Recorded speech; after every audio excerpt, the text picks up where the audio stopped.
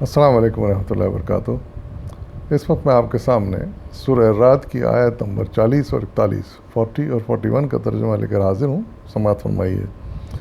اعوذ باللہ من الشیطان الرجیم، بسم اللہ الرحمن الرحیم۔ اور اے نبی، جس برے انجام کی دھمکی ہم ان لوگوں کو دے رہے ہیں، اس کا کوئی حصہ خواہ تمہارے جیتے جی دکھا دیں یا اس کے ظہور میں آنے سے پہلے ہم تمہیں اٹھا لیں۔ بہرحال تمہارا کام صرف پیغام پہنچا دینا ہے اور حساب لینا ہمارا کام ہے۔ کیا یہ لوگ دیکھتے نہیں ہیں کہ ہم اس سرزمین پر چلے آ رہے ہیں اور اس کا دائرہ ہر طرف سے تنگ کرتے چلے آ رہے ہیں؟ اللہ حکومت کر رہا ہے، کوئی اس کے فیصلوں پر نظر ثانی کرنے والا نہیں ہے اور اسے حساب لیتے کچھ دیر نہیں لگتی۔ صدق اللہ العظیم۔ اس آیت میں اللہ تعالیٰ حضور صلی اللہ علیہ وسلم کو مخاطب کر کے ایک بات کر رہے ہیں، لیکن درحقیقت یہ ان کافروں اور مشرکوں کو ایک طرح کی دھمکی بھی ہے کہ ان کا انجام قریب ہے۔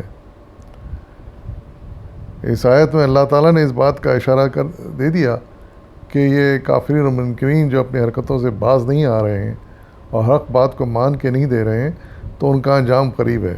اور وہ انجام چاہے اللہ تعالیٰ کسی آسمانی آفت کی شکل میں دکھا دے یا پھر حضور صلی اللہ علیہ وسلم کی تلوار کی شکل میں، ان کے ساتھیوں کی تلوار کی شکل میں ان کو دکھا دے۔ اور پھر وہ بات جو اللہ تعالیٰ نے پہلے بھی آیتوں میں ارشاد فرمائی تھی حضور صلی اللہ علیہ وسلم کو مخاطب کر کے کہ تمہارا کام پیغام پہنچا دینا ہے، اور وہ کام تم نے بخوبی انجام دے دیا ہے۔ رہ گیا حساب لینا ان لوگوں سے، منکرین سے، کفار سے، تو یہ ہمارا کام ہے اور ہم ان سے اچھی طرح حساب لیں گے۔ اور پھر اس کے لیے اللہ تعالیٰ نے ایک اشارہ یہ بھی دیا کہ حضور صلی اللہ علیہ وسلم کو اپنی تبلیغ کے کام میں، دعوت کے کام میں کامیابی ہونے لگی تھی، یعنی آہستہ آہستہ عرب میں تو پھیل ہی چکا تھا آپ کی تبلیغ اور دین اسلام، یہ اور بھی آگے بڑھ رہا تھا۔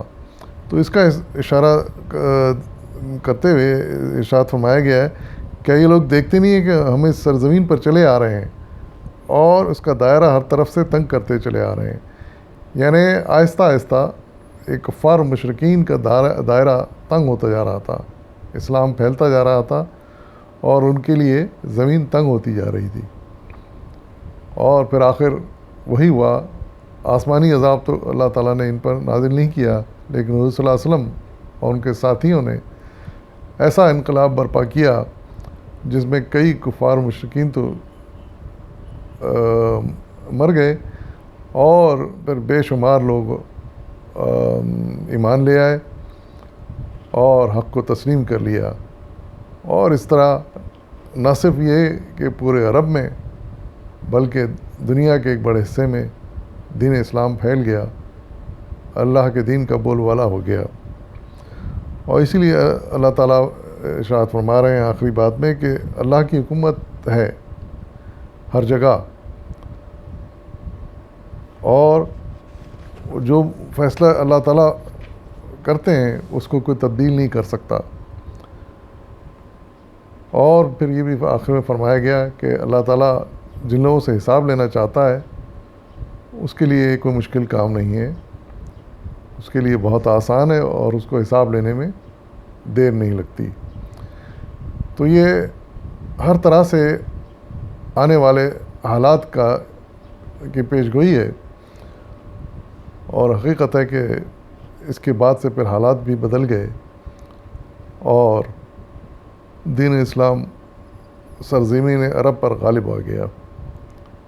الحمدللہ رب العالمین، وآخر دعوانا والحمدللہ رب العالمین۔